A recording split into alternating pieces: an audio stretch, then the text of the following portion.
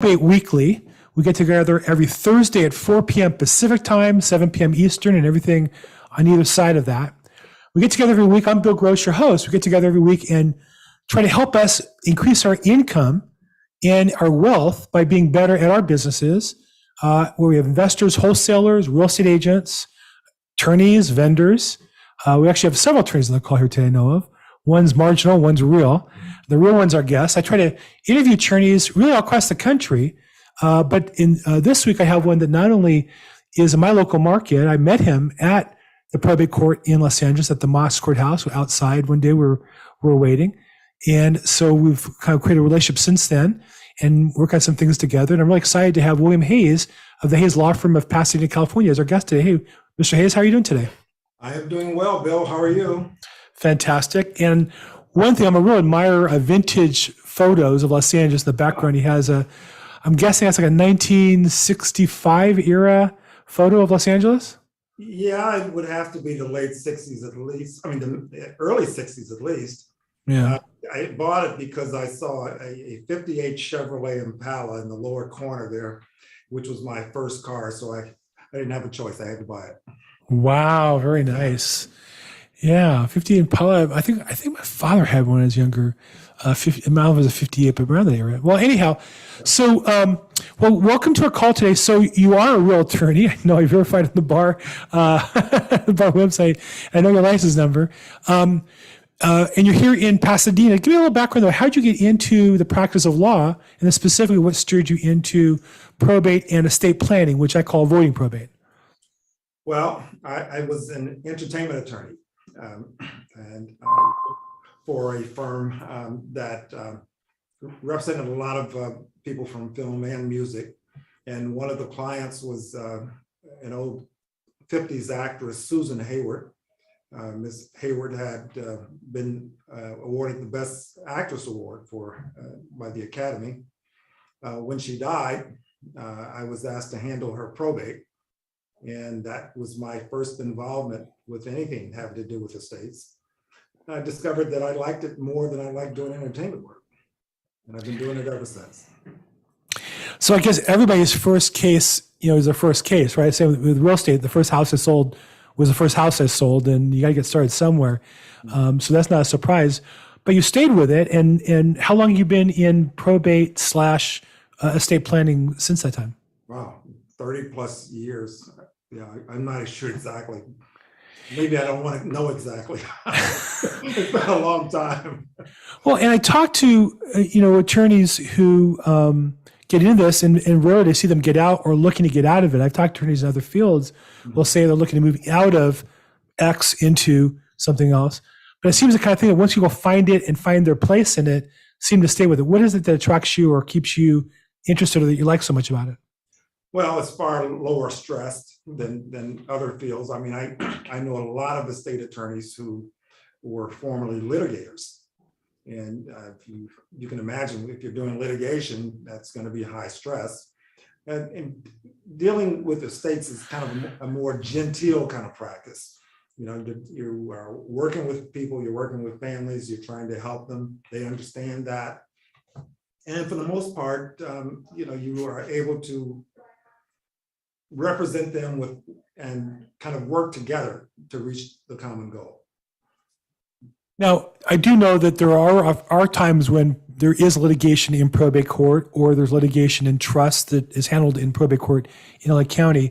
Do you handle litigation as well when it comes up? Do you handle some litigation? How do you draw the line there for you? Yeah, it used to be that I would do the litigation, but I came to the point of understanding that I couldn't do them both. I could not be effective as a transactional attorney as well as a litigation attorney. So I opted to do just estate plans, and I refer the litigation to those who are more worthy than me for handling that kind of thing. And I find it interesting that I hear with conviction attorneys say both. Some will say, I only do it to specialize and feel better and my strength. I hear other ones that say, doing both helps me be better at both. And I think it's a personality thing. I don't think there's a right answer. It's got to be the right answer for you and your business and your clients, right? For sure. Yeah, for me, I just didn't think that I could effectively do both. in my mind, and I'm sure other people have worked it out for their own circumstance, but in my mind, it seems that you have to set up your practice to do litigation. Right. Have that mindset for most of the time. Right. And I just couldn't do the both. Right. So let's talk about estate planning. In my mind, the simple explanation of what is estate planning is really avoiding probate. Now, there's more to it than that. Obviously, avoiding guardianships, avoiding conservatorships. It's really avoiding, planning ahead to avoid deeper legal problems. How do you explain to lay people what's estate planning? What's the benefit of it? Why should they pay attention to it? Well, I usually explain estate planning by saying to people that it's a compilation of different documents that would comprise an estate plan. And the central document being a trust. And that trust is, in most instances, a revocable trust, and a trust that you can get rid of, amend whenever you want to. And in that trust, you're going to name who your successor trustees are in the event of your disability or upon your eventual death. You're going to talk about who your beneficiaries will be and whether there will be any conditions for those beneficiaries to receive the assets. And you will set up the plan of distribution. In addition to the trust, there's a support document called a pour-over will. And a pour-over will is unlike the typical will that we think of that says, I hereby leave my earthly possessions to this person or that person. A pour-over will is a support document for the trust. And so if you have a trust and you later acquire an asset and you forget to title that asset in the name of the trust, and by the way, the trust assets have to be titled in the name of the trust for the trust to have impact on those assets. But if you later acquire a piece of property or open a financial account and you don't have that asset in your trust, you can go into court for that client and say, Your Honor, it was the intention of Ms. Jones that this asset not go through the probate court process, and we'd like to pour it over into the trust. In addition to that, we do powers of attorney for financial matters to make sure that you've empowered somebody to make sure they can access your accounts and make sure the utility bills continue to be paid and the mortgage is paid if you're disabled. And of course, we would do the healthcare power of attorney. And there you name the person who's going to represent you in dealings with doctors and hospitals and so forth. Then there's a document that we call a medical authorization or a HIPAA form. And that's to enable someone to receive copies of your medical records if they have any concerns about your treatment. Yeah, as I mentioned to you before our call today, that I got into this business partially because having gone through probate and this process with my parents and my wife's parents, and so we've been through it 4 different occasions, and it's amazing when you have the right documents. The stress of a parent or a loved one in health issues is difficult enough. When you start arguing with the health administrators over who they're taking direction from, that just adds to the stress, and the proper documents will help you avoid that in the first place. So, okay. So, I'm sorry, somebody didn't mute themselves. So a couple, just a quick note here. This is meant to be participative. So if you have any questions, love to have you participate. Raise your hand. Love to have you ask a question in the chat box. I'll get to it. On the online, if you're watching it on YouTube or Facebook Live as well, you can ask questions there, and we're glad to help you. Okay, I'm going to have to get her out of here because that's becoming a problem. 1 second. Feel free to participate there. On YouTube, we got 2 comments already. One is apparently there's a fan on the call of Susan Hayward, that she was great. And also somebody on Facebook noticed your picture. It must be an old picture because there's no traffic. So you can see City Hall in the background over your shoulder there. And that was like the last time. It must have been an accident right before they took the picture because it's not uncommon to traffic. But if you have questions, please feel free to put in the chat box, raise your hand. Love to have this be as participative as possible so we can ask some great questions. Okay. And can we hear me? Yes. So I do know that on your side, I don't know if Byron's still around or Brian's still around. We have a little volume. If there's any way to trim the volume on your side, it'd be great if it's. He took off. Let's see. Okay. You need it turned down, did you say? That's perfect. No, where we're doing right now is perfect. Okay. That's perfect. A little louder. That's great. Okay. Okay. So estate planning really is a whole series of tools to help people both when they're alive and having health issues and not capable, and when they pass. And so you covered a number of them real quickly. The most common one that we get involved with in real estate is a living trust, if it's in the trust or not, and if it's titled in the trust or not. So commonly when somebody has a trust, one of the things we discover, we get phone calls from a family member that says, well, Aunt so-and-so died or Grandma so-and-so died, and my cousin, my brother is administering the trust. I think I'm entitled to some of it, but I don't know, and I can't get him to tell me anything. What rights, if any, do heirs have or family members have in the case of a trust if they're not administering, if they're not named by the trustee, to find out about if they're entitled to some portion of the trust or how things are supposed to run? If you're not given a copy, and if the trustee doesn't want to give you a copy, what are your options, or are there any? Well, there are options. If you are a beneficiary, you are entitled to a copy of the trust, and you send a letter to that person demanding that they provide you one.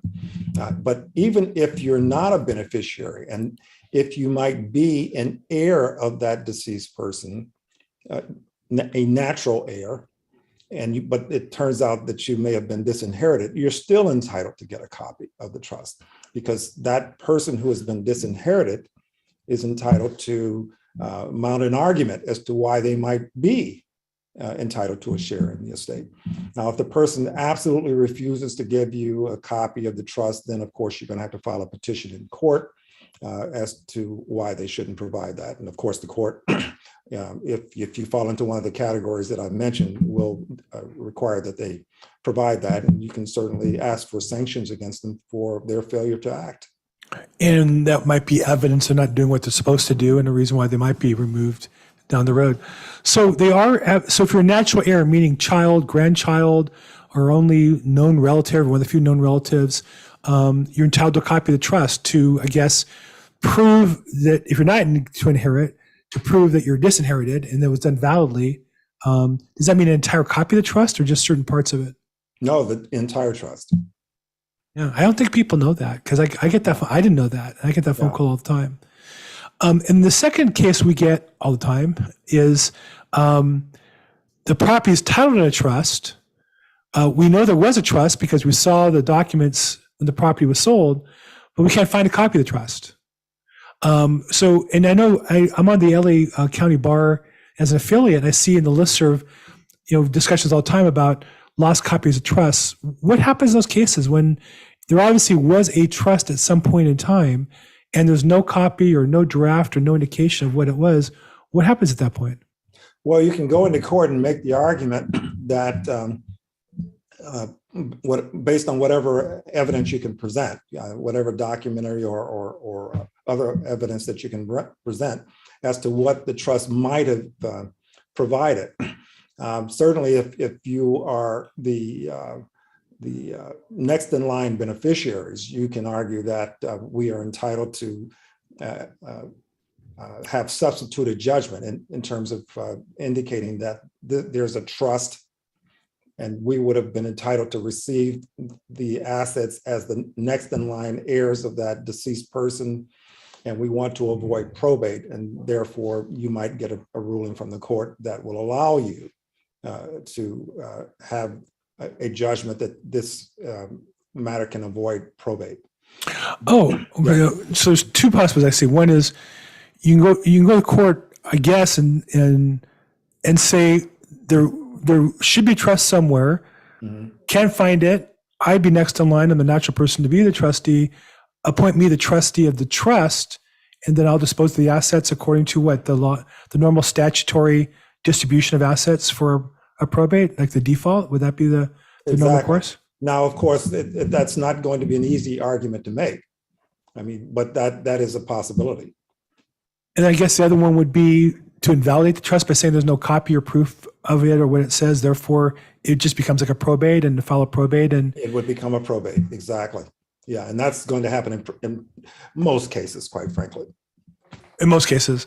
Yeah, I would think to say that the trust doesn't exist would be a pretty high bar to prove that at some point. Yeah. And if there's anybody objecting, that becomes for sure litigation. Absolutely. Do you handle the if there's no objection to it? I mean, it's technically litigation going to court. Is that something you would handle as an attorney if somebody had those kind of circumstances to some point, or where do you draw the line on that as far as your practice? Well, because we're pretty busy, I try to give those kinds of things off to someone else. Got it. Yeah. Yeah, because they're somewhat litigious, or if it starts off with that problem to begin with, it doesn't get better, right, over time. Exactly. It just becomes more and more sticky, and you just can't get out of it. So I just choose not to be involved. It's like in real estate, listings never get better or easier. They only get worse over time. It's like food in the refrigerator. It's great when you first get it home from the restaurant, but it just goes bad the longer you have it around, and the sooner you get rid of it, the better. I'm sure legal cases the same way. There's just more chances for some error to pop out of the woodwork or some story to pop out of the woodwork, for sure. Yeah. One of the questions that says, I don't think it really applies to you as much as to other probate attorneys, is what happens when a client wants to probate something, but there's not enough equity in the property to pay for your fee. So one of the things we're headed back towards, perhaps, like we had 2009 and 10, where so many short sales, where people have property, they want to transfer the property, they want to maybe keep it in the family or keep it to somebody who wanted to buy it, but there wasn't enough equity to pay for all the costs. It ends up being a short sale. Have you been involved in any probate administration or trust administration with short sales, and what's your experience been with that? No, I've not been involved in any with short sales, but to answer the basic question, if there's not enough equity, I mean, I generally just try to work it out with the administrator as to how else they may choose to pay the fee. Right. Otherwise, it's not, just as a business person, it's not worth me taking the case. Right. And I think also people appreciate, once you as an attorney take a case, it's not like you can just automatically cancel and walk away. You sometimes run the risk of being forced to continue and put more time into a bad case, right? I don't know the exact legal terminology, but the judge might say, no, we need somebody to handle it, and they may not approve you leaving the case. And that's always a sticky issue, I think, for attorneys. That's true. Yeah. So once you're in it, there's a good chance the judge may not let you out unless you have some reason other than your loss of revenue. Right. But they may keep you in the case. Right. They're never, I've seen, they're just not sympathetic to that argument Not at all. No, they don't care at all. No. Yeah, I get that. I guess as a practice, attorneys often do a lot of things pro bono, so they're going to decide this is when you're going to clear my docket. I'm going to have you here work on this one pro bono, and the attorneys and I think it's also expense money you have to put up advance and out of pocket, and it's all a problem. Okay. Chris asked a question on a trust. Sometimes you'll have two co-trustees, and one person will decide, because it's later in life. They were approaching their 50s. Would you be a trustee? Sure. 15 years later, life changes, and now they don't want to do it. Can one of the two co-trustees unilaterally resign, or what happens in that circumstance? Yes, they can. Yes, they can. And it depends on the trust as to what happens next. I mean, there may be some trusts that require that there be co-trustees. So you may have to find another trustee. It may be that if one person leaves, there may be language in the trust that says there are certain beneficiaries who can determine who will be the next trustee. Or it may be that you have to go into court and get an order. So these are the kinds of things that you're going to interview a family or interview a beneficiary, a client, to determine what they want. And then there's different options based on what their goals are. Sure, for sure. Yeah. And what has to be customized. I think this is one of the things I love, the fact there's no low cost estate plans for people who can't afford an attorney and get one.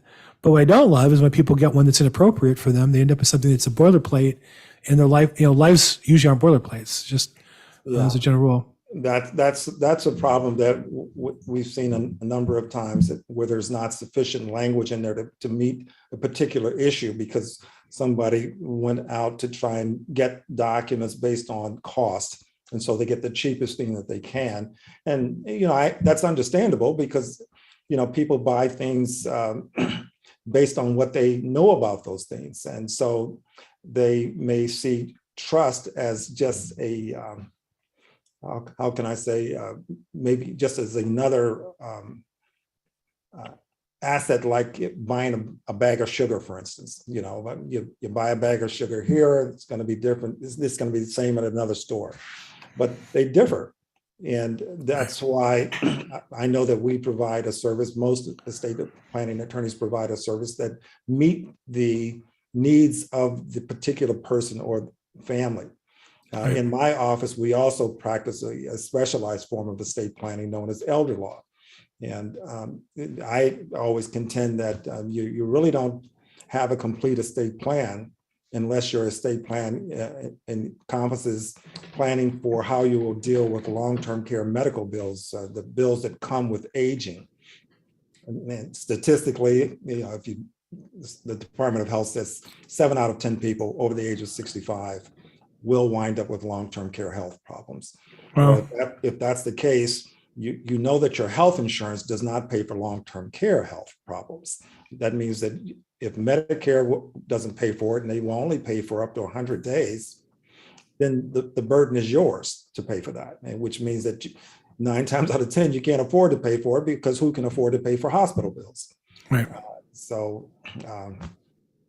I don't know where I started with that, Bill, but I knew I was going somewhere. Well, I think it's part of there's a full service of boilerplate is you're offering, and I know you do more than that. I know you do charities. Yeah. You've done webinars on, I guess I would consider little niche product niches within this space. Mm-hmm. Charities. I saw you do one on pets, Mm-hmm. and these are real concerns of people who have money, want to be able to take care of their pets or take care of a charity that's important to them after they pass. And so your boilerplates just don't do a very good job of addressing personal needs that are different. And so that's where for somebody who's just purely cost, simple, estate plan maybe, but for somebody who has some particular needs, that's why you would come to an attorney like Mr. Hayes to get something personal.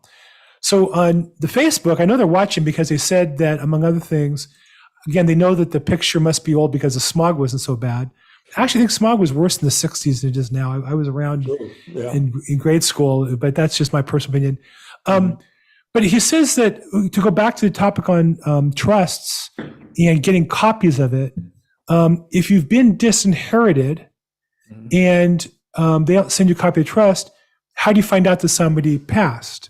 So in probate, I know there's a requirement to publish the filing of the probate. Is there any kind of requirement like that with trusts that would notify, meaning if you have family members who theoretically might be being disinherited or might be written out of the trust, how would they know about it? Is there any process of notification for trusts similar to probate?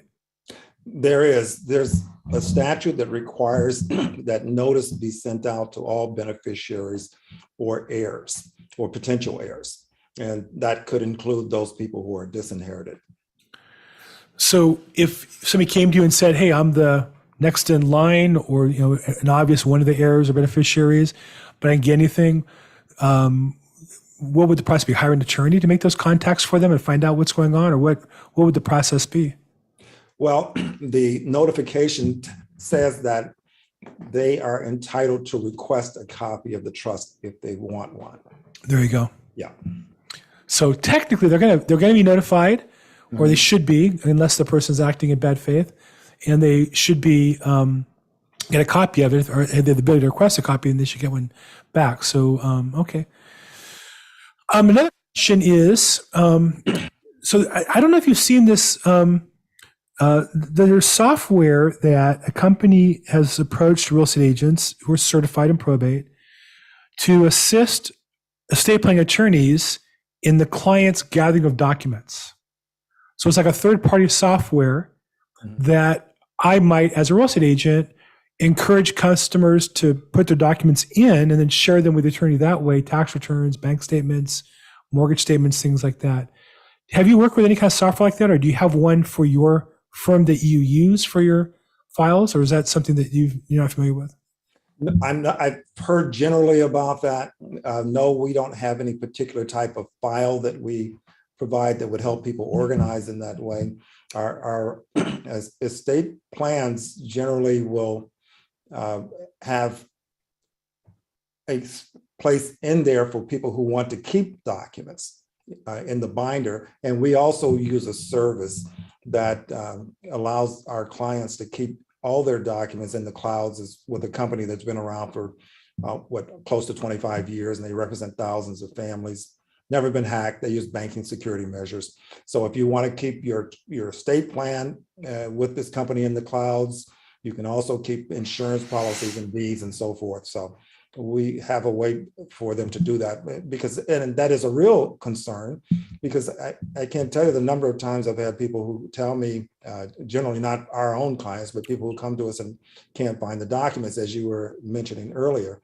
And heck, there may not be a lot that can be done. So whoever has a trust or estate plan needs to consider how they're going to store the documents and how they're going to allow the people who will be in charge of their affairs to access those documents. Right.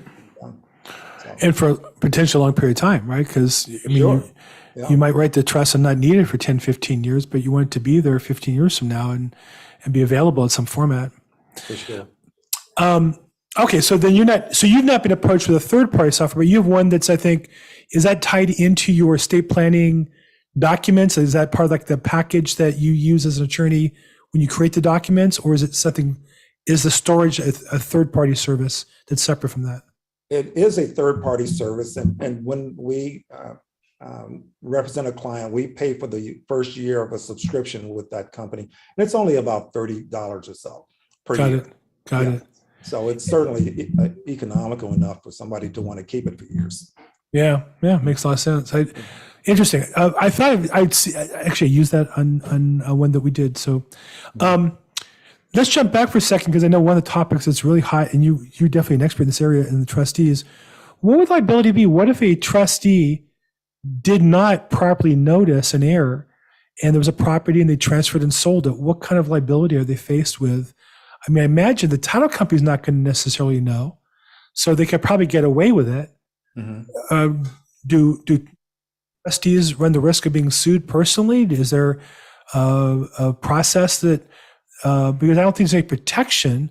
Do you have an experience on that, where maybe a trustee is trying to avoid an error that maybe there's some issue with, and doesn't notify them, doesn't give them a copy of the trust, transfers the assets out and says it's too late, everything's already gone? Does that happen? And what's the possible risk to the trustee in that circumstance?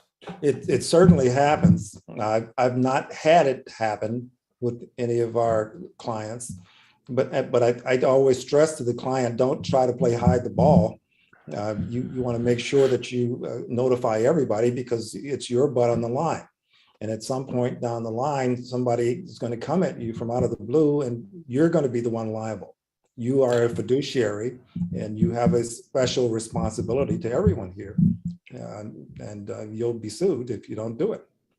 And that's why they have insurance for those trustees to cover for when they make honest mistakes, but they're not going to get covered if they're caught cheating somebody. That's going to be a problem, I think. For sure. Yeah. Yeah. So I'm not sure how involved you get on the real estate side on probate. Mm-hmm. One of the questions from Tammy, I think I can answer this question, but I'd be glad to get your answer. What's it mean when a real estate sale says a probate sale? How's a probate process and or offer process different? I guess, Tammy, are you a real estate agent or are you an investor? I guess that'd be a fair question to ask to make sure you understand the concept. And then also, what state are you in? You're an investor. And what state are you in, Tammy? Because what I tell real estate agents, when I train them, I say, listen, if a probate doesn't require court confirmation, there's a couple forms different, but it's basically a regular sale. But if it's a court confirmation, that's a whole different animal. And really, that would be more than we could. Okay, you're in California, got it. So if it depends if it has the words in there, if a court confirmation is required. If it does, I would just say that's a whole discussion. I have my YouTube channel. That's my specialty, sales with court confirmation required. That's where there's litigation, probate, or guardianship or conservatorship cases. So it's probably a little beyond the scope here. But what's your experience, Mr. Hayes, as far as real estate and probate? Do you have consumers who buy property, and they call you up and ask you questions about the process? And what's it look like to you when people are looking to buy property in a probate case as a buyer or seller? Well, I have an obligation to let the client know that somebody is seeking to buy the property. If the estate is represented by an agent, I'm going to turn that over to the agent. Yeah, because that's our job is to know that and to train to train the customers and train the other realtors. And frankly, that's why I do this call. Part of my job is as a listing agent to train the buyer's agents. And so I'll often say, well, come my call on Thursday and you meet an attorney and you learn a little bit about it and try to help them do that. Are there companies that offer insurance? I know the answer is yes. Are there companies that you work with that offer insurance for trustees, successor trustees? There are companies that do that. There are bonding companies that do this. I've seldom, quite frankly, had trustees actually acquire it, but there are companies that will provide it. Just because it's not cheap, a couple $1,000 on a $1 million estate's gonna be a couple $1,000, I would think. And most people say, well, I don't need to do that. I'll just follow the rules. It's easier to follow the rules. And probably the people who don't get it are the ones who need it. But that's a whole. Yeah, that's true. And you hope those are the other guy's customers, not yours, or the other guy's clients, not your clients. Right. Okay.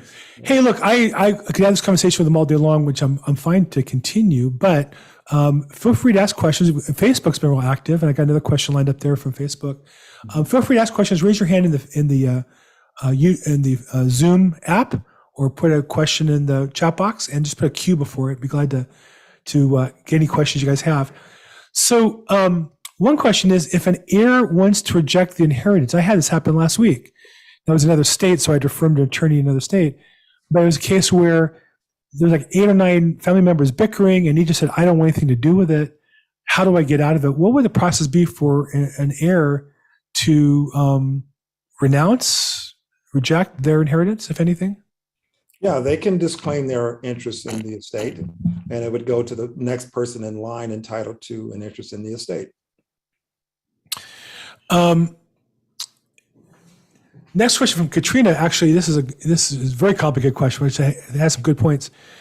I'm sure you must, in your practice now, have, just because the population is getting older and these things like dementia and Alzheimer's became more common, you must approach people who are either on the threshold of no longer able to handle things themselves, or cross the threshold and the family didn't recognize it, or maybe legally you recognize it, but they don't.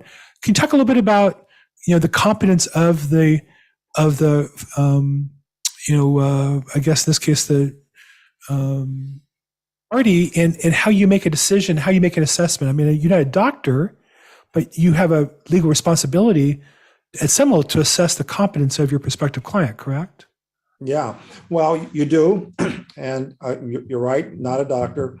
I have, when people have come in to sign documents and I have some uncertainty about whether they're competent to do so, I don't know if you're familiar with the mini mental exams, but No. there are a series of questions that you can ask to assess the ability of a person to sign documents or to do anything for that matter. And I will ask those questions to satisfy myself as to whether I should be involved in this estate plan. I mean, oftentimes we get family members or even non-family members, people who have suddenly befriended an elderly person, and they're trying to bring them through the office to get them to sign documents. And so you have to stay constantly vigilant about whether this person is about to get scammed by somebody. We had that discussion, in fact, today about a situation where a person was bringing in a family member, and it's that person would be getting a large interest in the elderly person's estate to the detriment of other people who would have otherwise inherited. So, after I ask those questions and I feel confident that the person is competent to sign the documents, well, I have really no choice. I mean, if they're competent, I've got to represent them. But I feel that they're being pressured, I'm not going to do it. And I'll tell the people that. So oftentimes I've seen this, and I've experienced this personally, where a parent is starting to lose their abilities. Mm-hmm. They might be competent, but they might have moments where they're not, or they might have, circumstances where they're not, stress or times of the day or whatever. So is there a threshold? Because obviously, and this is the question Katrina's asking, children are concerned, I want to get my parents' situation locked down legally so they can't be taken advantage of. We want to get the property titled in the trust. We want to get, control of things so that the caregiver or the ex-wife or girlfriend doesn't come in and have them sign things frivolously. So where is that fine line that mom and dad are having problems, but that's a trigger. We want to use that then to get things, or is it too late at that point? Is there a level where they're impaired but still competent that they can execute these documents and you feel comfortable with it? Or is that line get difficult to assess and requires a more medical assessment? Well, sometimes there are people who may be in early stages of dementia, and they may also have periods of lucidity. So if they come in and they are lucid at that time, there's nothing wrong with them being able to sign the documents, and the court is likely to affirm that. There are generally two standards by which someone attacks an estate plan, a trust. And that is that there was someone who exercised undue influence over the person who was completing the documents, or that person who was executing the documents was mentally incapable of doing so. So as long as you can get around those two issues, the documents are going to be valid.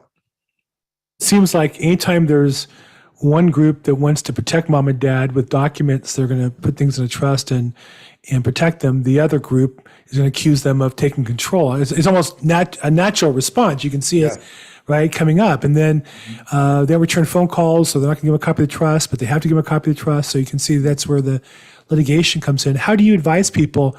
Obviously, I'm sure you're the same thing I am. Obviously, on one hand, these people have very hard emotional feelings with these family members. On the other hand, as a professional, I'll say to them, if you can just communicate with them, you're going to save yourself a lot of aggravation, because even a short conversation is better than nothing. They're going to assume you're cheating them if you're not willing to talk to them. How do you counsel families to make those difficult conversations with maybe family members that are estranged for decades? Well, that is very difficult. I always try to suggest the mediator. But of course, if you're the villain in this play, you probably aren't going to agree to the mediator. So you may ultimately wind up having to go into court, and there are a couple of code sections that govern the filing of actions to get a court's determination as to whether these documents were signed competently and voluntarily.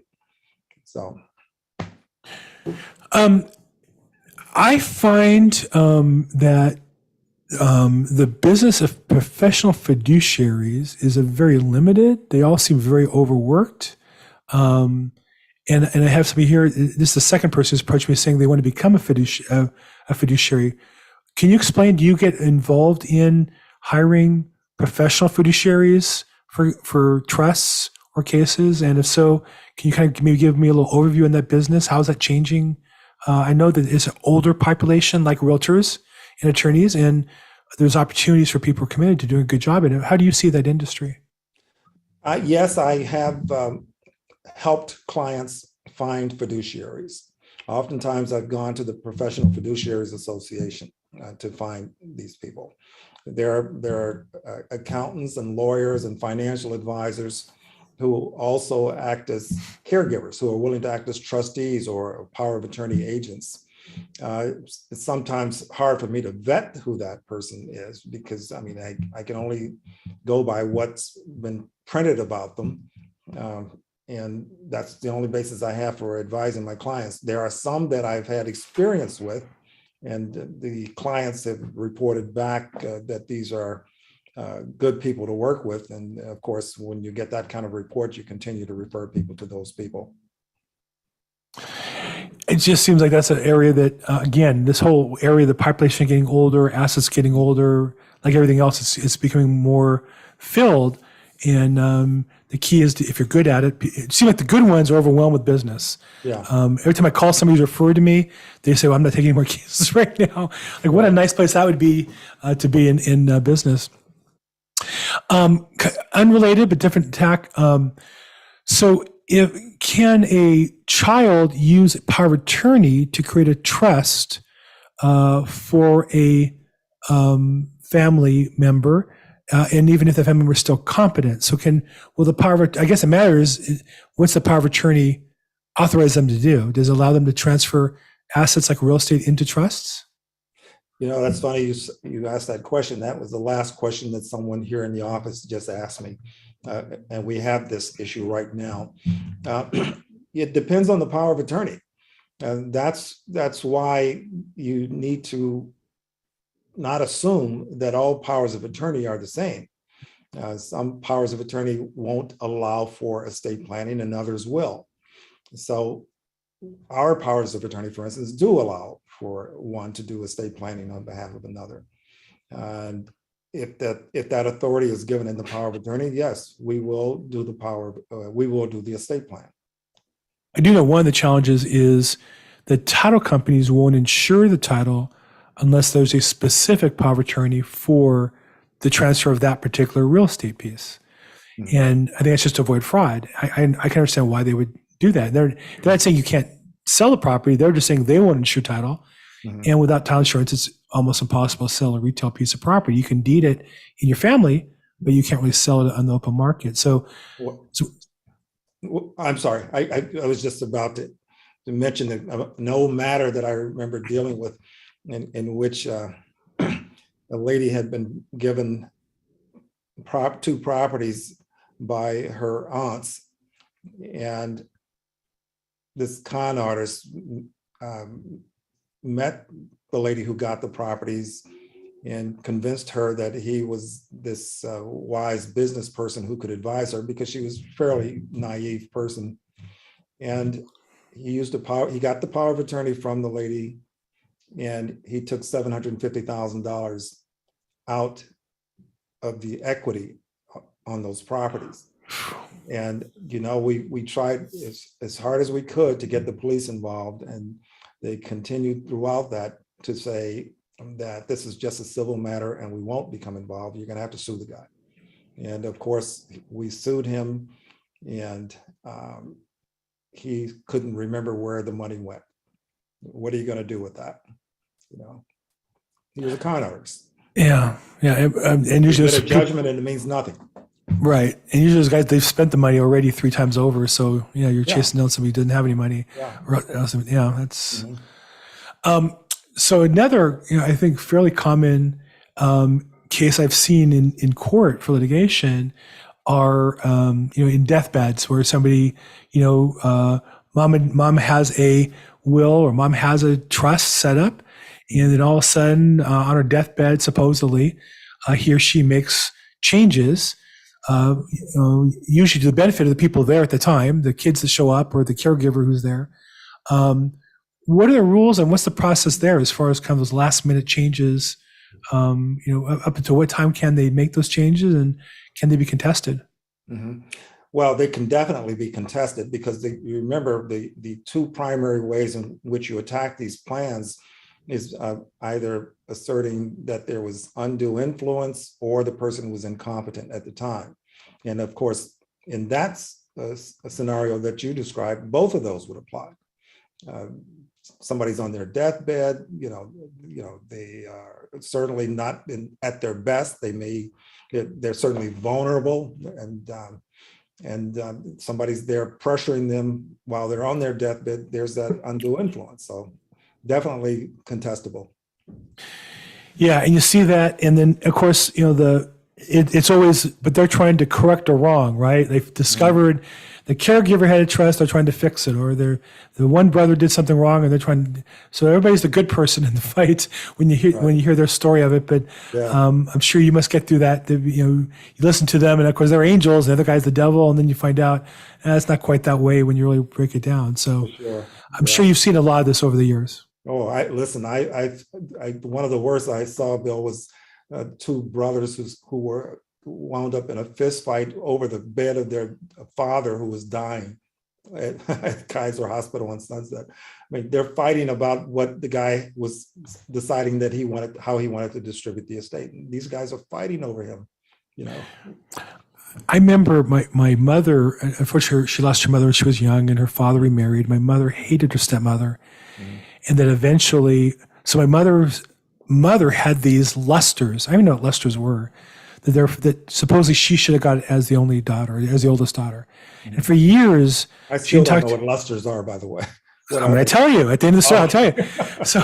So she, and I just remember her talking to her brothers about the lusters, and grandpa wants to, and eventually, of course, the stepmother leaves my grandfather to move to Florida and leave him there in Philadelphia.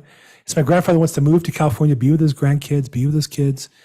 And my mom's condition was, if you want to come to the house, you need to bring the lusters. And I was in high school, like, what are lusters? It must be really valuable. Mom, it's like life and death. And they brought them, and they're just like two little, like crystal, I guess you would put a candle on top of them, but they're pretty to a degree, but there's like these reddish, cut crystal, but to her, they're important. And I think that's what's common in these cases is sometimes as the professional, you go, why are they making such a big deal over what seems to be insignificant? And the answer is, right, to some people, those things are significant. And our job is to, make the customer happy at some point, though sometimes my mother got the lusters and that didn't really make her happy with the whole thing. It's never the lusters. So, right. Okay. Last call for questions, comments. I got a thumbs up on that story. The word for the day is lusters. Yeah, I think that's the word for the day. And nowadays, just FYI, my favorite uncle lives in Las Vegas. He has the lusters. At the end of the day, my mother said, I don't care to have them. You can have them, my Uncle Rich. And when I go to Vegas, I always make sure that I look at the lusters because they're important. My mother somewhere in heaven makes you think about her. But it's funny how these things become important in families. Just kind of crazy. Yeah. Okay, I don't think I see any other questions. I know we've gone through a lot, and I think Chase, I really appreciate a lot that we went into some detail because we get asked these questions. I don't know that we want to answer them. I think we want to know that these questions are complicated and you're directing to the right person. And so I think you're one of the few right people on these things that I could feel comfortable advising to. If somebody had questions on preparing an estate plan to avoid probate, or if they find themselves in a situation that needs some expert advice, what's the best way to get in contact with you? Well, the best way to start might be to just go to our office website, which is losangelestrustlaw.com. And we have webinars that we present regularly on estate planning, probate, trust administration, and Medicaid planning. So you can register for one of those webinars at any time. And if you want to give me a call, you can always do that at 626-403-2292.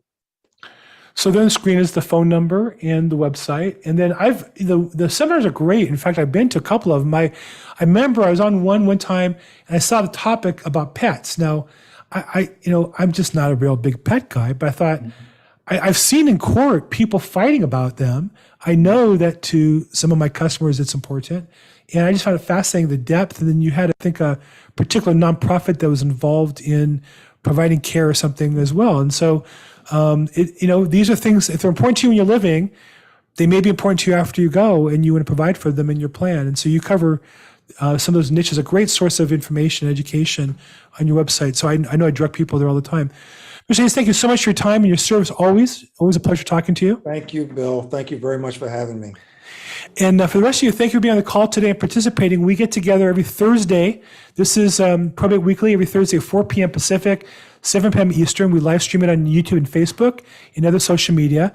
If you're watching this on the replay, feel free to ask questions there or make comments. I check them all as best I can afterwards. And if you like it or subscribe to it, and that way we'll do it more often. Appreciate you all. Now, if you're in the LA area, in about 40 minutes, I'm hosting a real estate networking event at the All Seasons Brewery on La Brea, just south of Wilshire. It's an iconic Firestone outer pair building. They've turned it into an outdoor bar. It's fantastic. And we'll be there from 5:30 to about 8. And if you tell me you're on this call, I'll buy you a free beer. So don't say you don't get anything for free. Winston, it's a long drive for you. I don't think we're going to get you today. But for the rest of you, thank you so much for being on the call today. Appreciate you guys, and we'll see you next week. Bye, everybody. Bye-bye. Thanks so much.